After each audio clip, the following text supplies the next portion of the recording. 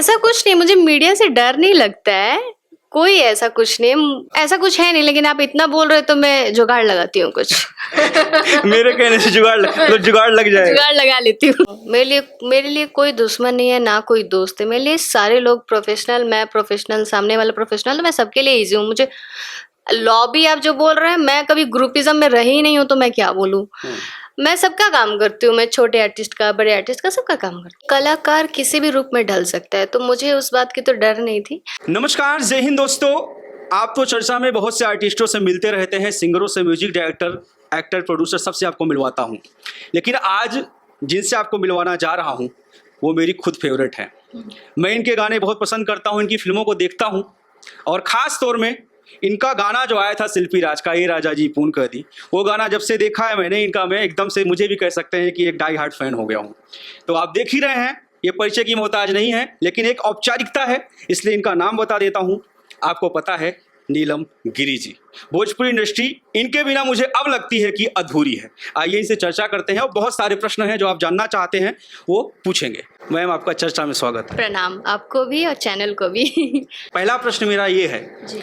कि आप एल्बम, मेरा वही पहले भी मैंने प्रश्न किया था, एल्बम इतना कम क्यों करती हैं? वो बहुत सिलेक्टिव करती हैं। मैं देखता हूँ और जो आर्टिस्ट हैं लगातार हफ्ते में 2-3-4 गाने उनके एल्बम में आते ही रहते हैं। आप कम गाने क्यों करती हैं? मैं कम गाना, ऐसा नहीं है कि मैं इंटेंशनली कम करती हूँ, मैं अच्छा गाना करती हूँ। मैं पहले भी बोल चुकी हूँ कि कानों को अच्छा लगे और देखने में अच्छा लगे, तो मैं अच्छा गाना करती हूँ। मैं इसीलिए थोड़ा चूजी हो जाती हूँ। तो कभी कभी ऐसा भी होता है कि जो ज़्यादा चूजी हो जाता है उसे इंडस्ट्री में काम भी कम मिलता है। तो क्या आपको यही लगता है, यही रीजन है, आप ज़्यादा चूजी हैं, ज़्यादा चूज करती हैं, इसलिए आपको कम चांस क्या, आपको चांस तो खुद देती हैं लोगों को, इसलिए कम काम मिलता है, आप क्या करती हैं? कम काम नहीं मिलता है, ऐसा नहीं है, कम नहीं मिलता है। मैं, अब क्या होता है ना कि हम लोग अच्छा करके और कुछ खराब तो नहीं, वही मतलब कोशिश रहती है कि कुछ खराब ना कर ले, इसलिए हम लोग चूजी हो जाते हैं। मैं चूजी हो जाती हूँ और फिर कम करती हूँ, वो आपको लगता है, लेकिन मैं कम नहीं करती हूँ। मैं रियली बहुत काम करती हूँ। मैं डेली, मतलब महीने में तो मेरे 2-4 हफ्ते, मतलब 2 हफ्ते तो ऐसे सेट पे ही चले जाते हैं, तो मैं चूजी हूँ। अपकमिंग आपकी फिल्म की अगर बात करें तो एल्बम है, अभी आप काम कर भी रही हैं, अभी हमने देखा भी त्रिमूर्ति म्यूजिक के लिए आप काम कर रही हैं। फिल्म्स आपकी अपकमिंग अभी कौन कौन सी आने वाली हैं? अपकमिंग मूवी है घूंघट में घोटाला पार्ट 3, और अमर जवान है, ललिया है, और भी मतलब 2-4 से तो लाइनअप हो रहा है, मतलब आने वाली फिल्म। आपकी एक वर्ल्ड वाइड से एक फिल्म का ट्रेलर हमने देखा था जिसमें अवधेश मिश्रा जी आपके साथ में हैं। वो किरदार लोगों के दिल में घुस गया। लोग कहते हैं फिल्म हिट करने के लिए आइटम सॉन्ग चाहिए या गंदे अभद्र सीन दिखाओ, तब जाके फिल्म हिट होती है, लेकिन वह ट्रेलर देखते ही लोगों के दिल में लग गया था। कैसे ये रोल आपको मिला, और आपने नहीं सोचा था कि मैं इतनी ग्लैमर, इतनी अच्छी दिखने वाली, अपने आप को एक तरीके से कुरूप टाइप का दिखाना, थोड़ा सा उसमें दर्शक पसंद करेंगे नहीं करेंगे, आपको डर नहीं था? नहीं, एक कलाकार किसी भी रूप में ढल सकता है, तो मुझे उस बात की तो डर नहीं थी। खैर, वो रोल बहुत ही प्यारा था और रियली वो बहुत सोफिस्टिकेटेड रोल था मेरे लिए। तो मैं जैसे अगर एल्बम करती हूँ तो मैं एकदम नाच वाच, मतलब डांस वांस में, एक्सप्रेशन में लगी रहती हूँ, और उसमें क्या था, एकदम गंभीर, मैच्योर एक होता है, तो वो चीज़ बहुत अच्छी थी। वो एक्सपीरियंस भी बहुत अच्छा था, और अवधेश सर बहुत सपोर्ट करते थे उस समय। मुझे डांटते भी थे, लेकिन खैर वो अच्छे के लिए डांटते थे, तो वो मुझे बहुत अच्छा लगता था उनका, और तो हमेशा सपोर्ट उनसे मिला था। यहाँ तक जो आपने सफर तय किया है, इसमें सबसे बड़ा रीढ़ की हड्डी कहा जाए, बैकबोन, आप किसे समझती हैं? मेरे माता पिता, वो लोग हैं जिनकी वजह से मैं यहाँ पे हूँ, आपसे बात कर रही हूँ, यहाँ तक आई हूँ, तो वो ही मेरे बैकबोन है, वो ही सब कुछ है। उनका आशीर्वाद, आप लोगों का आशीर्वाद, तो वो ही मेरे सब कुछ है। माता पिता तो सभी के होते हैं, लेकिन फिर भी किसी इंडस्ट्री में जाओ तो कोई ऐसा बंदा होता है जो उंगली पकड़ता है और आपको रास्ता दिखाता है, गुरु की तरीके आपको मार्ग दिखाता है। ऐसा कोई है जिसका आप नाम लेना चाहें? ऐसा तो कोई नहीं है, लेकिन जो भी प्रोड्यूसर या डायरेक्टर मिलते हैं, वो इंडिविजुअल गुरु वही लोग हैं। मैं जब मिलती हूँ, इंडस्ट्री ऐसा है कि ये एक स्कूल है, कॉलेज है, जहाँ पे हम लोग हर रोज हर समय कुछ ना कुछ सीखते रहते हैं। तो मैं सभी तमाम डायरेक्टर प्रोड्यूसर्स को अपना गुरु मानते हैं। यस। तो भोजपुरी इंडस्ट्री में अक्सर अभिनेत्रियां मैं किसी का नाम नहीं ले रहा हूँ, आप भी नहीं लेंगी, कोई दिक्कत नहीं है। अक्सर आप देखेंगे कोई ना कोई कंट्रोवर्सी से उनका नाम जुड़ता रहता है।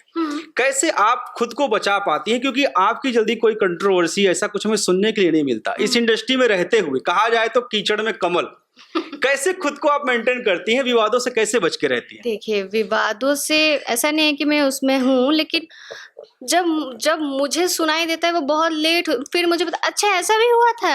अरे मतलब लाइक मैं इतना व्यस्त हूँ कि मुझे ये न्यूज़ जो भी होते हैं वो बहुत Gossip में आप हाँ नहीं बहुत रहती। बाद में आते हैं, तो I am not into that, so मुझे पता नहीं चलता समय पर, तो ऐसा है। भोजपुरी इंडस्ट्री में अक्सर अभिनेत्रियां किसी न किसी लॉबी से बिलोंग करती हैं कि वो फलाना लॉबी, ढिकाना लॉबी।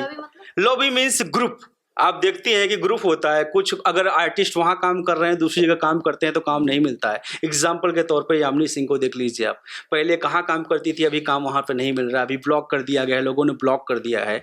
तो आप ऐसे कैसे बच गई कि आप किसी लॉबी का हिस्सा ना आते होते हुए एक अच्छा काम भी कर रही हैं और आगे भी बढ़ रही हैं? कैसे खुद को मेंटेन करती हैं सब चीज़ों में? देखिए, मेरे लिए सभी लोग बराबर है, मैं सब लोगों को बराबर लेती हूँ। मेरे लिए कोई दुश्मन नहीं है, ना कोई दोस्त है। मेरे लिए सारे लोग प्रोफेशनल, मैं प्रोफेशनल, सामने वाला प्रोफेशनल, तो मैं सबके लिए ईजी हूँ। मुझे लॉबी आप जो बोल रहे हैं, मैं कभी ग्रुपिज्म में रही नहीं हूँ, तो मैं क्या बोलूँ।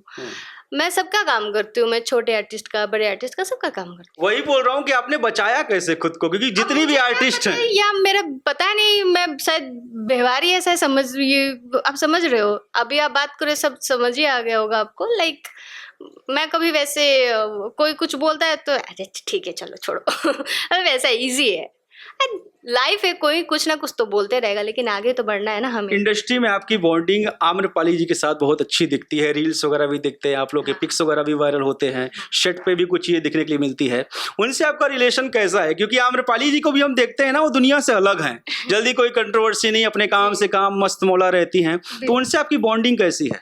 उनसे मेरी बॉन्डिंग बहुत अच्छी है, लाइक वो दीदी की तरह है, तो मेरी एक बड़ी दीदी की तरह है। तो वो बहुत फ्रैंक भी है। हम लोग जब लंदन थे तो हम लोग साथ में शॉपिंग करते थे, फास्ट फूड खाते थे, तो हम लोग काफ़ी टाइम बिताए हैं साथ में। अच्छा लगता है, वो बहुत मतलब क्या बोलते हैं उनको, मैच्योर एंड अब्रॉड थिंकिंग है उनका, तो वो बहुत अच्छी है। इंडस्ट्री में बहुत सी और भी लड़कियां हैं, अच्छी अच्छी अभिनेत्रियां, मॉडल, जो एल्बम में काम कर रही हैं, लेकिन एल्बम से निकल के वो फिल्मों तक नहीं पहुंच पाई है। अगर उनको आप कुछ कहना चाहें, मैसेज देना चाहें, बताना चाहें, गाइड करना चाहें, कैसे वो अपना सफर फिल्मों तक लेके जाएं? एल्बम में 10 साल से लगी हुई हैं, गाने भी हिट है, लेकिन वो फिल्म तक पहुंच नहीं पा रही हैं। ऐसा क्या करें कि वो भी फिल्मों में आ जाएं, जैसे आप आ गई हैं और फिल्म अच्छी अच्छी कमबैक आप कर भी रही हैं?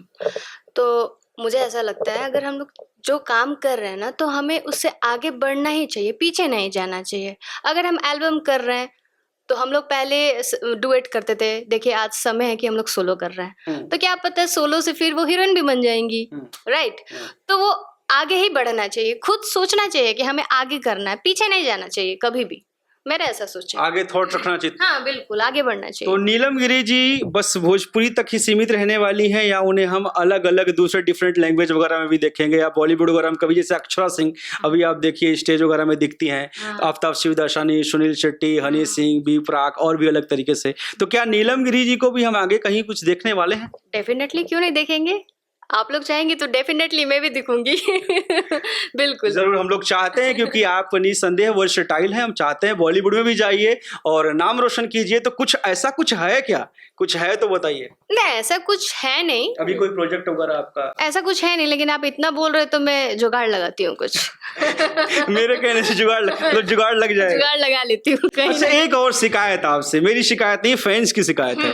काम से तो आप उन्हें एंटरटेन कर रही हैं, लेकिन जो आपके फैंस हैं वो आपका ऐसे इंटरव्यू वगैरह भी देखना चाहते हैं, तो मीडिया से थोड़ा स्पेस बना क्यों रखती हैं? रीजन क्या है? नहीं, ऐसा कुछ नहीं, मुझे मीडिया से डर नहीं लगता है, कोई ऐसा कुछ नहीं, मेरे तक आते ही नहीं है ना यार लोग 1.5 से 2 घंटे हो गए मैं आया हूँ, लेकिन कोई कह रहा आप लंच कर रही हैं, कोई कह रहा मेकअप कर रही हैं, कोई कह रहा सेट कर रही हैं। हम तो आपके पास आ रहे हैं, लेकिन 2 घंटे बैठेंगे तो कैसे होगा? नहीं, तो मैं वाकई में चेंज कर रही होंगी या कुछ कर रही होंगी तभी, नहीं तो। चलिए, अभी आप अपने फैंस के सामने प्रॉमिस करिए कि हम जैसे अगर लोग आते हैं आपको आपके फैंस से रूबरू कराने के लिए, तो हमें थोड़ा सा 10 मिनट टाइम। बिल्कुल डेफिनेटली आप आइए, दोबारा आइए मैं आपसे फिर से इंटरव्यू आपके अब मैं आप कर लूंगी। चलिए मैम, बहुत बहुत शुक्रिया। और आप सच में फर्स्ट मुलाकात हुआ, पहली बार साक्षात्कार, आप जिंदा दिल इंसान हैं और आप जुगाड़ लगाइए मैम, हाँ, जुगाड़ बिल्कुल, लगाइए। बिल्कुल, चलिए एकदम। बहुत बहुत धन्यवाद। बाय चर्चा बाय। चर्चा के दर्शक जो है क्या कहेंगे उनको आप? मैं दर्शकों को यही बोलना चाहूंगी कि आप लोग अभी तक जो भी आशीर्वाद और दुलार बनाए रखे हैं, आगे भी बनाए रखिए और मेरे गाने को, मेरे मूवीज को जरूर देखिए और प्यार मोहब्बत देते रहिए। Thank you, love you all, bye bye, take care. चलिए मैम, धन्यवाद।